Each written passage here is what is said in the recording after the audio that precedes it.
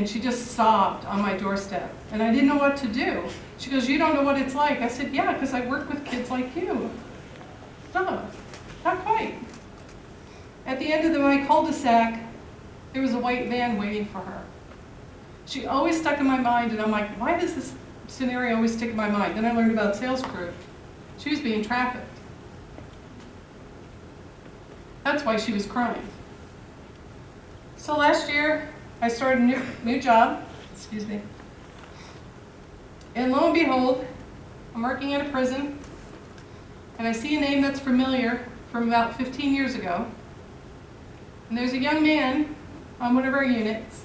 I finally decide, okay, I'm gonna go see him. Because I brought up his picture and I realized it's a man I treated as a boy, as a child. He had been sexually abused by both his bio parents, and they moved from state to state to get ahead of DHS. They wound up in Canyon City, and there was, it came out somehow, they were at a hotel, and police picked them up, social services got involved, and they were all separated. And so he came into the treatment center I worked at the time. This kid broke my heart.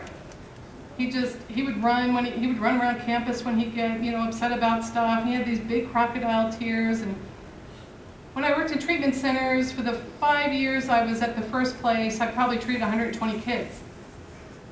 So probably only a handful I can put the face and name still together. I know their stories or I know their name. I don't always remember both. Him, I remembered everything. There's probably a handful that I remember everything about them. So I go down and I talk to him, and he's like, "Oh my God, Miss Joanne, I was just talking about you. I was telling someone how as a therapist you would bring me snacks to talk," because he had no family. And kids talk when you feed them. And sometimes it shuts them up if you give them caramels and they can listen. So he goes, "I was just telling someone," I thought, how sad. He's like 30 years old now, and one of his positive memories in life is a therapist who brought him some treats. So we talked, and he was leaving prison, so we talked about what's his game plan, what's he going to do. He was so embarrassed. He said, "I'm so embarrassed for you to see me here." And I said, "You know what? I think it's fate. There's a reason why we crossed each other's paths." So he told me what he'd been doing the last couple of years. So he said when he was, I think, early 20s, he was out of a job, and he's really bright. He said, "So I found this guy." He said, "Hey, you want to sell magazines?" He's a good little salesman. He's so charismatic. You just love him. You want to pinch his cheek still at 30. And then, he's slick. So he goes, "I was doing sales, selling magazines." I'm like, "Huh? You were trafficked?" He's like, "What?" Because he doesn't think of himself that could be vulnerable. So I told him all about sales crews and human trafficking. He goes, "That was it. If I didn't sell enough magazines, I didn't have a place to stay that night. I didn't have food to eat. I didn't get a few dollars in my pocket." He said, "I finally got a hold of a phone and called a friend and asked them to rescue me, and they sent me a bus ticket back to Colorado." So even though he was overage, he was shocked to learn. So these kids who come, don't ever ask them, "Come into my house," please don't, because they're also trained, if anyone asks you in the house, scope it out for us so we can rob it, see what you can steal. But ask them if they're safe, if they're okay. Do they need help? Try to get the license number of the van. Do not approach the van. Try to get the license number and then call CONET. Call the police department and let them know what you've seen. Carnivals. Can't go to a carnival anymore either. I can't, because what do I do the whole time? Yes, ma'am. Joanne, I think the places are becoming more and more innocuous where it's happening. I work at a shelter for those fleeing intimate partner violence and sexual assault in Houston. And roadhouses or places where there's dancing, like bars. Yes. A lot of times there are human trafficking victims that are survivors that are there, trafficked out, in and out. And then food trucks are another new venue. Food trucks. Food trucks. So roadhouses, you see those in Texas? Yes. More so on the outlying areas, so out of the city, Yes. because you have to spread the love, right? Yeah. So the food trucks, I had not heard food trucks. Yeah, that was surprising to me too, where it's quick, there are people that are working behind, it's just like they can sell food, but they're also trafficking people to not out of the little food truck, but there's a networking going on locally where they'll call a victim that's in the car who's working for them, and they'll make the deals over a taco. Can everyone hear that? Yeah. So there's food trucks now. So there's food trucks that you can go to, and probably people will know through word of mouth. Houston. Yeah. In Houston to go to the food truck, and then they can order a girl from the food truck. Or a boy. Or a boy, not as obvious. Yes, sir. Los Angeles 24-hour laundromats have become. Really? They can't even do laundry anymore. Like, see how it's spreading out? We used to worry about gangs selling drugs. It used to be the number one thing. But drugs are not a renewable resource, right? When I was a kid, they used to call them dime bags. I have no idea what they call them anymore. Ecstasy, meth, whatever you're buying. Yes, ma'am. There's a lot of gangs that gang violence went down because they had learned that it was easier to trade off their girls that way. That's right. To keep their product fresh. That's right. And so they stopped fighting with each other and learned how to cooperate with each other, and that's part of the discussion. Yes, I'm even hearing about that in the prison I work at. Gangs talk about different crossing over to help each other survive as gangs. So, used to be drugs, number one, and then they decided, you know what, I can sell a girl over and over again. I could sell this 12-year-old, 13, 14, 15-year-old until they raise $1,000 tonight. So the girl we got from LA that went to Las Vegas, remember I mentioned her in the beginning? $30,000 a month they estimated she was worth to her pimp, one girl. One 12-year-old girl. So the first time she came out to us, they were really worried that her pimp would find us. So we were all really worried her pimp would try to find her. That's why they sent her out of state. We did a great job, I have to say. The therapist that worked with her did an awesome job and did a lot of healing. When she went back to Las Vegas, they changed her name, changed her social security, changed her identity, and moved her to another safe location, continued working on her, but she was worth $30,000 a month.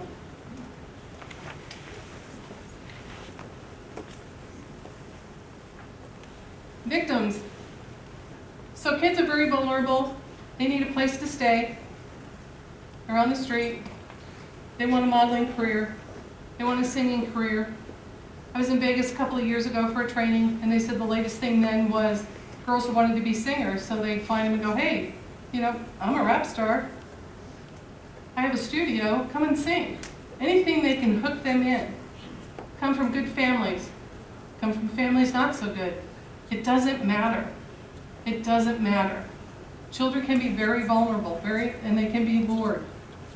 Children on the street are obviously, I think, more of an issue, but don't think I have a loving Christian home that this won't happen. This can't happen, because it can happen to anybody. There's no parameters saying this will never happen to me, because it can. Traffickers, dirtbags. I have lots of other names for them. First time I realized when I was working in this prison, I had a pimp in my group. Was he was sitting back talking about all his girlfriends, and I thought I was just talking about, hey, I would take them all to the club together. I would take them out to the mall together. I would do this together. And I'm like, oh no. Oh yes, he was a pimp. He's in prison for raping a 16-year-old girl. He wanted to break her in. If they're labor trafficked, if you run into people who don't have IDs, they don't know their address, they don't know where they're really living. There are certain signs you can look for. You can have more trainings on that. I can talk to you later. I think I'm coming to the end. They're looking at me like, Joanne. I always think, can I really speak for 45 minutes? This week, I had to give a 5-minute speech on what are sales crews really about. And I thought, I'm gonna have to really talk in New York mode. I went 6 minutes and 18 seconds. Recognizing signs, and I can share these. There's more online. Remember, it's a 365-year crime. There's no breaks. Even on Christmas Day, people are still looking. Pimps are still out there. Traffickers don't stop operations for religious holidays, national holidays. Matter of fact, what's our biggest time girls are being trafficked? Super Bowl. Another event that makes it sick. I went to Vegas in July for a family reunion. And this is family I hadn't met from Ireland and Australia, and our grandfathers were brothers. And so they said, well, we'll meet at this restaurant in this hotel. So I have a sister that lives there, so I can live outside stay outside the city and not look. But of course, going in, here comes this man about 60 with this little girl about this high, and I'm like, where are they going? Who can I tell? But they never touched her or anything, so it was like, maybe it's his daughter, or something. Maybe I'm just being, I told my husband, I go, this is bad. Everywhere I go, I'm like, do they have a tattoo that tells me that they're branded? While on one end it ruins life, on the other end it enriches life because it gives me the ability then, what can I do to help? Who can I call? We never want you to approach by yourself. I'm going to give you the number to the CONET, Colorado Network to End Human Trafficking. If you see something that looks like trafficking, don't hesitate to call. Let the police investigate it. The number is 1-866-455-5075. Here in Colorado Springs, we have a great human trafficking task force. Yes. Police do an awesome job here. I've worked with people that are on the Innocence Lost Task Force up in Denver. We have FBI agents that's a multi-agency task force. They do a wonderful job. The number again to CONET, it's CONEHT, Colorado Network to End Human Trafficking, is 1-866-455-5075. Put it in your phone. How can you help? You've been here, vigilance, training, sharing. Evil is powerless if the good are unafraid. Don't be afraid to pick up the phone and make a phone call and make a report. Everything helps. Are there any questions? I got about 30 seconds. Yes, sir. You touched on one girl with worth $30,000 a month. Yes. One of the things that I've seen in my experience is that they're starting to film the sex acts and now sell them as legitimate pornography on the internet. Yes. So that $30,000 is now 60, 80, 120,000. Since it's on the internet for life, it's a revenue stream for that criminal. Yes. So you're right. So if they know that a girl they can sell for $30,000 a month, that's their income. If they videotape it and use the porn and make a movie out of it and sell it and license it and all those legitimate porn sites, that they continue making money on that child. Yes, ma'am. You mentioned a website? For CONET, Colorado Network to End Human Trafficking. And there's more information out here. I get it for you. And I think, Daddy, do we have those little trifolds we give out at our meeting? We have them outside, right? Hundreds. I thought yeah. So we also have them put them in your wallet, put the number in your phone, but we do have them outside. I want to thank you very much for coming out early on a Saturday morning on Halloween.